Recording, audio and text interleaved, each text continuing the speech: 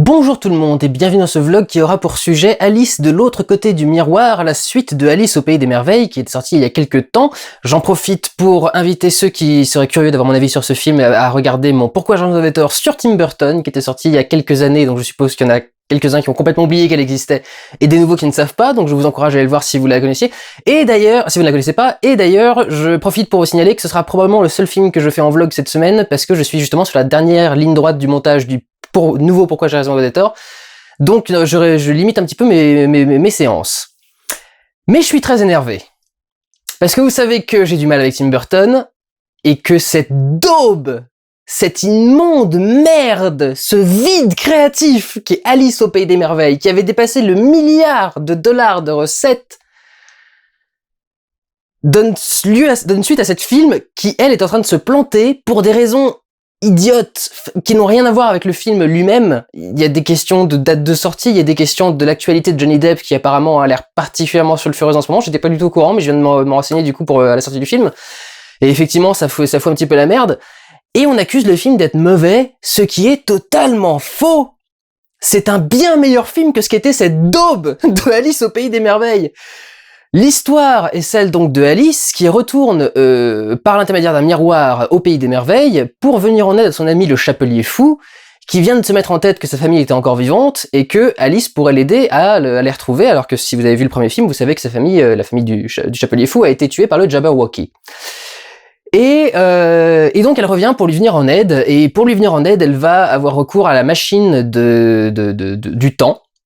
Le temps est une personne, évidemment, nous sommes dans Alice au pays des merveilles, donc le temps est une personne, et elle va lui voler un objet qui lui permettra de remonter le temps, en espérant le changer, et créer un autre avenir, en prévenant certaines personnes qu'il faut faire attention à ce qu'elles font.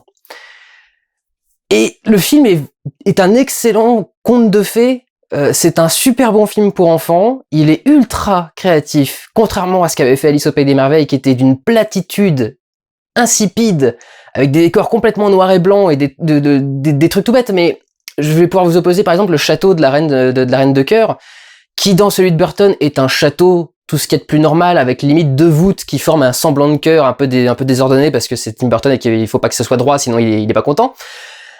Là, elle a un château qui est entièrement fait en ronces ou en arbre ou un truc dans ce genre-là, qui forme donc un cœur gigantesque à l'intérieur duquel il y a des tonnes et des tonnes de pièces, il y a toute une faune d'insectes qui vit et qui est vachement intéressante. Quelque chose de créatif, quelque chose de vivant, quelque chose qui crée un univers. Enfin, c'est fou. Elle a des employés, des gardes, qui sont des hommes fruits. Des hommes fruits et légumes. Si vous avez vu, vous connaissez peut-être les tableaux de, j'ai son nom parce que j'avais pas mon souvenir, Arcimboldo. Arcimboldo, c'est un artiste peintre qui faisait des natures mortes de forme humaine. C'est-à-dire qu'au lieu de peindre des fruits dans une assiette comme tout le monde, il s'est dit, bah moi je vais les organiser pour que ça fasse un visage. Et il a créé des choses comme ça qui étaient très surréalistes, enfin qui étaient très étranges et fantaisistes et qui collent bien dans un univers de fantasy comme celui d'Alice au pays des merveilles. Et c'est ce que Burton n'avait pas fait du tout, et c'est ce qui me manquait dans Alice au pays des merveilles de Burton, qui aussi manquait d'une vraie ligne directrice, d'un vrai thème sous-jacent à tout ça. On a l'impression qu'il se passe n'importe quoi et que Alice sort de là en disant « Ah bah tiens, du coup maintenant je vais devenir une femme forte et aventureuse. » Tu fais « Mais quel est le lien entre ce que tu viens de vivre et le fait de devenir une femme forte ?» Et ils exprimaient le fait qu'elle soit devenue une femme forte en reprenant l'affaire maritime de son père. Ici, le film reprend Alice quelques années plus tard. Alors, ça démarre de façon un peu brinque-ballante avec une scène de bataille navale où elle arrive à brillamment tirer son navire de l'attaque de pirates grâce à une astuce un peu tirée par les cheveux et donc voilà, pour montrer que c'est une belle femme forte et indépendante et qui sait diriger un bateau. Et ils arrivent à en faire quelque chose d'intéressant parce que quand elle revient, elle a plein de choses, quand elle revient à terre, il y a plein de choses dont on lui dit qu'il faudrait qu'elle s'occupe, et elle se dit ben non, moi je veux être aventureuse, je veux aller partir, je veux aller partout, je veux voyager, etc. Et elle arrive justement à un parcours en fin de film qui lui fait prendre conscience des choses qui sont importantes, des choses qu'il faut faire, à quel moment est-ce qu'il faut s'écouter soi, à quel moment est-ce qu'il faut écouter les autres. Et elle prend une vraie leçon dans ce film-là. Pour le coup, là vraiment, il y a une évolution du personnage, et je comprends pourquoi on la récupère d'une certaine façon au début, et on la retrouve, on la laisse d'une autre façon à la fin. Il y a une vraie progression de ce personnage qui est déclenchée par quelque chose du scénario qui est vraiment intéressant, un message plutôt bon, tout tourne autour du thème du temps. et le fait qu'on peut pas l'arrêter, qu'on peut pas revenir en arrière plutôt, parce que c'est pas vraiment le problème, qu'on peut pas revenir en arrière et qu'on peut pas changer ce qui a été fait, mais on peut apprendre de ses erreurs passées, et c'est tout le message du film. Et là, pour le coup, il y a quelque chose qui passe vraiment bien, alors qu'il y avait un vide total, encore une fois, dans Alice au Pays des Merveilles de Burton, il n'y avait rien comme leçon à tirer pour cette femme. Je comprends pas comment ça a pu marcher à ce point-là. Le film n'est apparemment pas du tout fidèle au livre Alice de l'autre côté du miroir, qui était la suite qu'avait écrit Lewis Carroll pour après Alice au Pays des Merveilles. Lewis Carroll, il me semble, c'est ça, hein. J'ai Alice Carroll en tête du coup.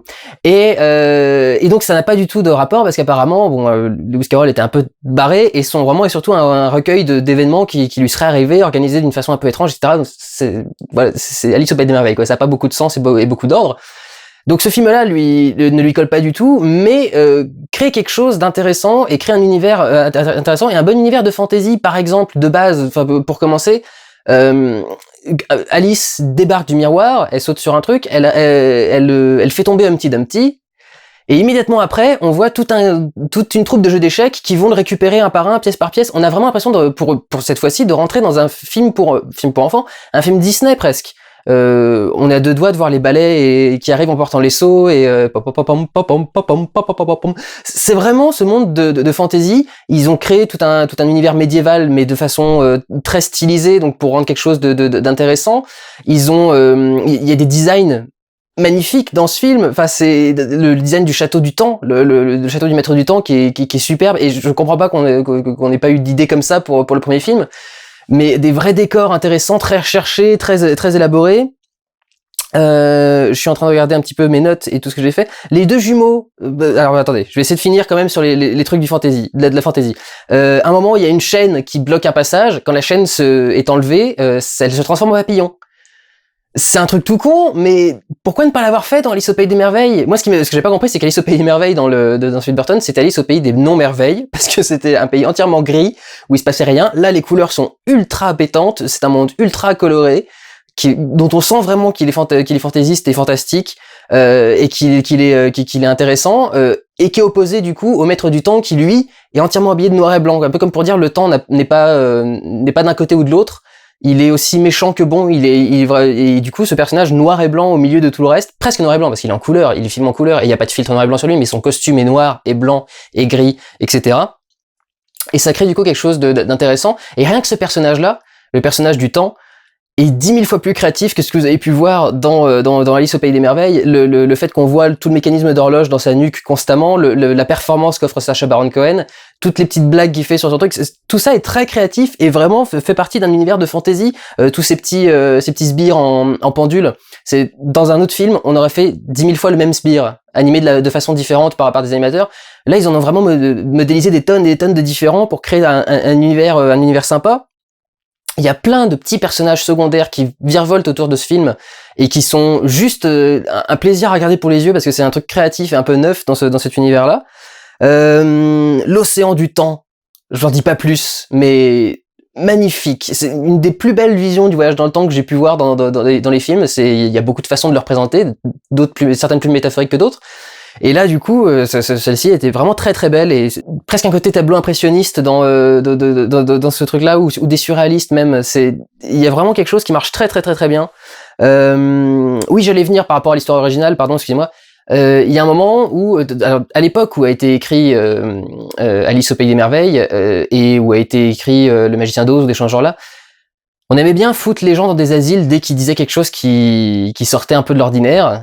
C'était un petit peu le truc de base. Et il y a une allusion à ça dans le film. Il y a une petite scène dans un asile à un moment pour le personnage d'Alice.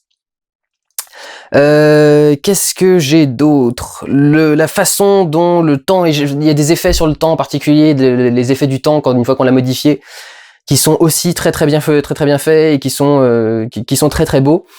Dans ce qui a été encore intéressant mais repris des films d'avant, le jeu d'Anne Hathaway a complètement changé. C'est-à-dire que c'est plus une folle qui fait des mouvements de bras partout, c'est une princesse. C'est-à-dire que elle fait des trucs précis, c'est-à-dire qu'elle est pas tout le temps en train de faire n'importe quoi, mais il y a des moments précis sur des phrases précises où elle va faire quelque chose genre Quand elle dit bon voyage, c'est la princesse, donc elle dit pas juste bon voyage, elle dit bon voyage, ou un truc dans ce genre-là. Enfin, c'est plus juste fais n'importe quoi. Ce qui était vraiment la direction de Tim Burton dans le premier film, c'était fais n'importe quoi, mets tes bras en l'air.